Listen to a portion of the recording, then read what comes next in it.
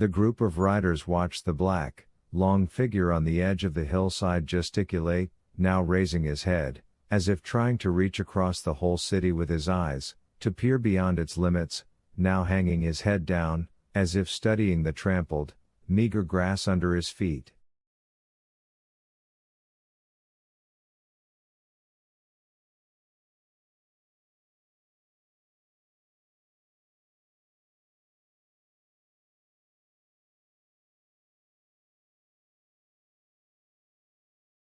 The silence was broken by the bored behemoth.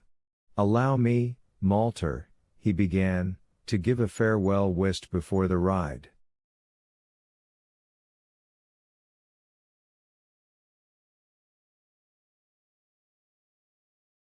"You may frighten the lady," Woland answered, "and, besides, don't forget that all your outrages today are now at an end."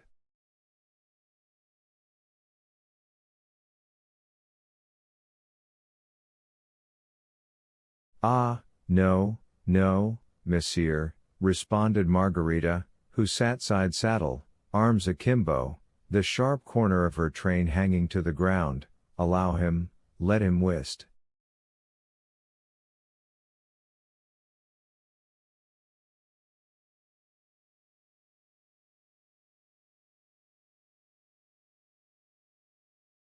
"I'm overcome with sadness before the long journey."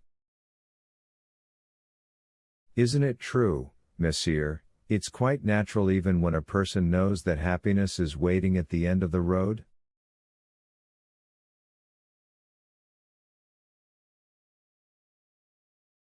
"Let him make us laugh, or I'm afraid it will end in tears, and everything will be spoiled before the journey."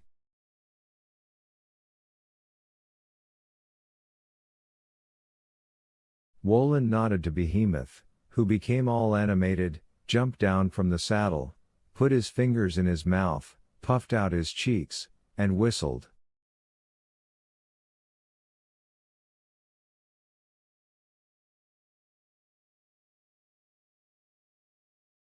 Margarita's ears rang.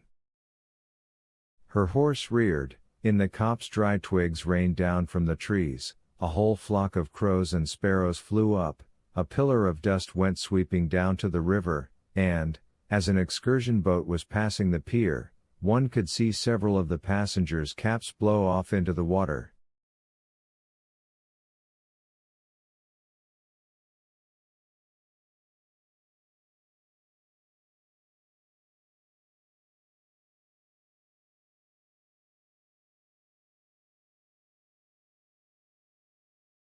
The whistle made the master start, yet he did not turn, but began gesticulating still more anxiously, raising his hand to the sky as if threatening the city.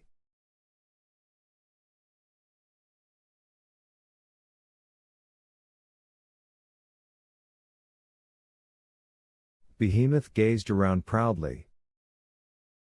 "That was whistled, I don't argue," Koroviev observed condescendingly, "whistled indeed, but, to be impartial, whistled rather middlingly."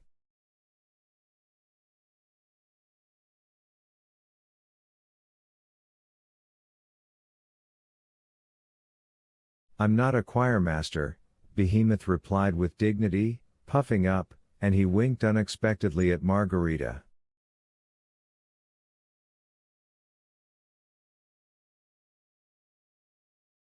"Give us a try, for old time's sake," Koroviev said, rubbed his hand, and breathed on his fingers.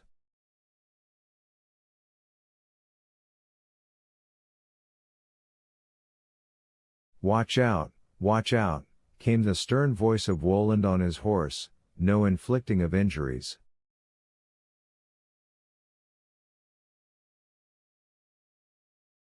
"Monsieur, believe me," Koroviev responded, placing his hand on his heart, "in fun, merely in fun." Here he suddenly stretched himself upwards, as if he were made of rubber, formed the fingers of his right hand into some clever arrangement, twisted himself up like a screw, and then, suddenly unwinding, whistled.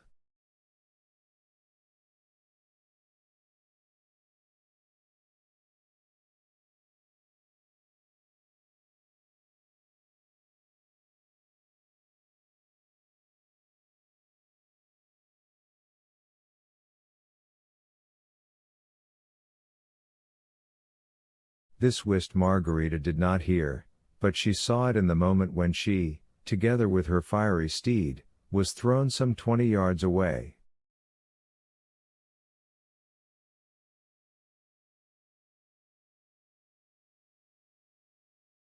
An oak tree beside her was torn up by the roots, and the ground was covered with cracks all the way to the river.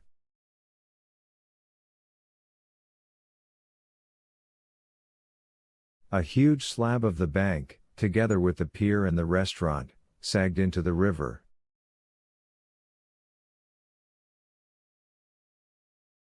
The water boiled, shot up, and the entire excursion boat with its perfectly unharmed passengers was washed onto the low bank opposite.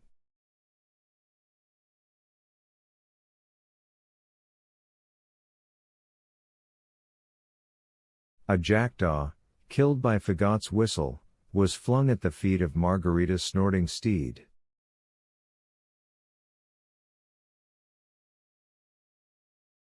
The master was startled by this whistle. He clutched his head and ran back to the group of waiting companions. "Well, then," Woland addressed him from the height of his steed, "is your farewell completed?"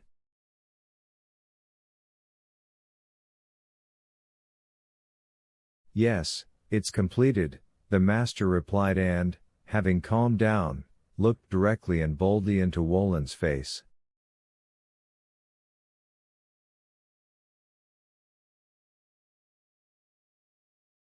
And then over the hills like a trumpet blast rolled Woland's terrible voice. "It's time," and with it the sharp whistle and guffaw of Behemoth. The steeds tore off, and the riders rose into the air and galloped. Margarita felt her furious steed champing and straining at the bit. Woland's cloak billowed over the heads of the cavalcade, the cloak began to cover the evening sky.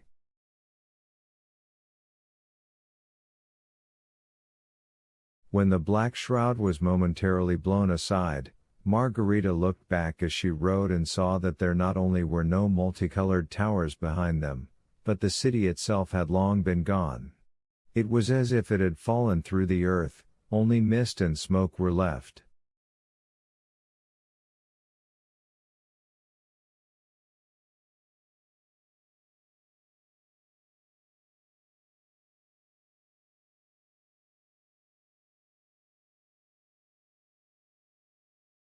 Chapter 32.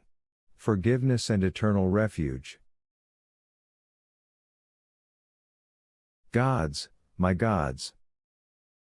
How sad the evening earth! How mysterious the mists over the swamps! He who has wandered in these mists, he who has suffered much before death, he who has flown over this earth bearing on himself too heavy a burden, knows it.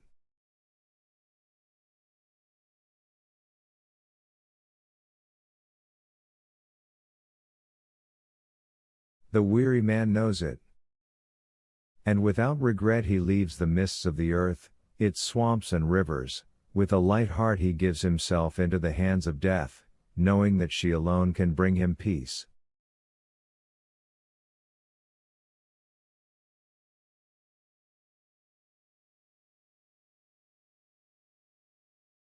The magical black horses also became tired and carried their riders slowly, and ineluctable night began to overtake them.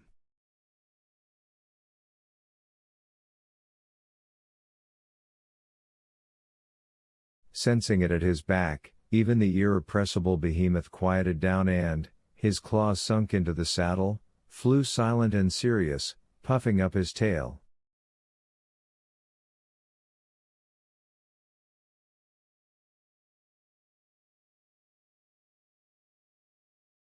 Night began to cover forests and fields with its black shawl.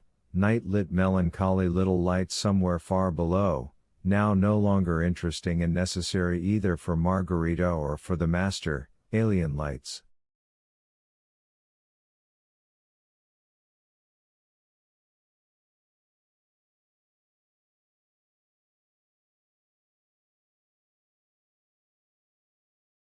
Night was outdistancing the cavalcade, it sowed itself over them from above, casting white specks of stars here and there in the satin sky.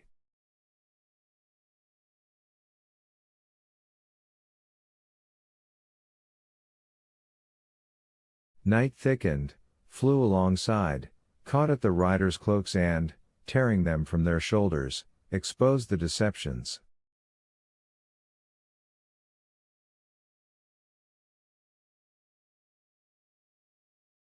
And when Margarita, blown upon by the cool wind, opened her eyes, she saw how the appearance of them all was changing as they flew to their goal.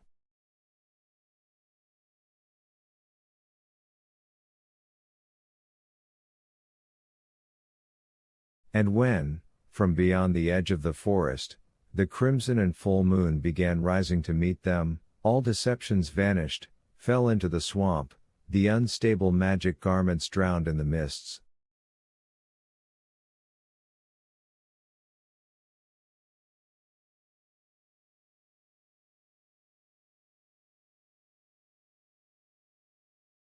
Hardly recognizable as Koroviev Fagot, the self-appointed interpreter to the mysterious consultant who needed no interpreting, was he who now flew just beside Woland, to the right of the master's friend.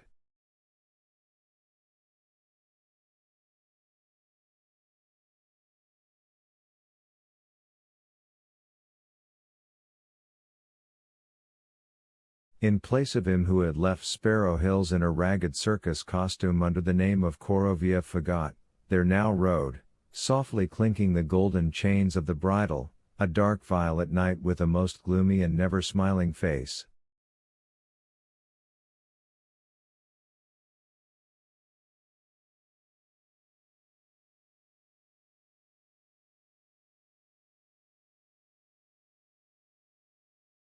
He rested his chin on his chest, he did not look at the moon, he was not interested in the earth, he was thinking something of his own, flying beside Woland.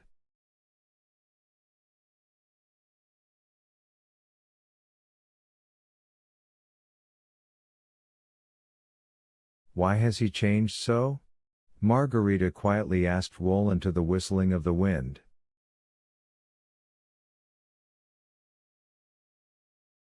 This knight once made an unfortunate joke, replied Woland, turning his face with its quietly burning eye to Margarita. The pun he thought up, in a discussion about light and darkness, was not altogether good.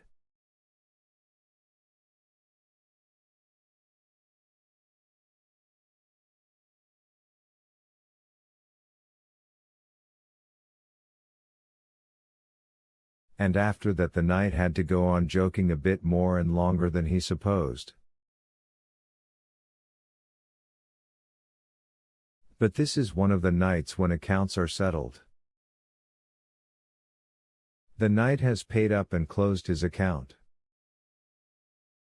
Knight also tore off Behemoth's fluffy tail, pulled off his fur and scattered it in tufts over the swamps.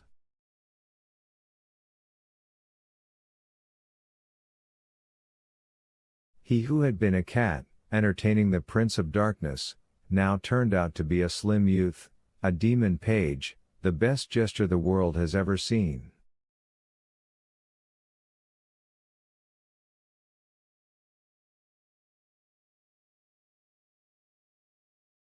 Now he, too, grew quiet and flew noiselessly, setting his young face towards the light that streamed from the moon.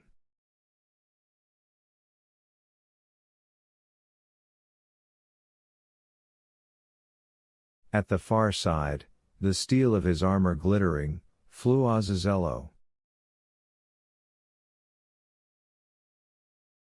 The moon also changed his face. The absurd, ugly fang disappeared without a trace, and the albugo on his eye proved false.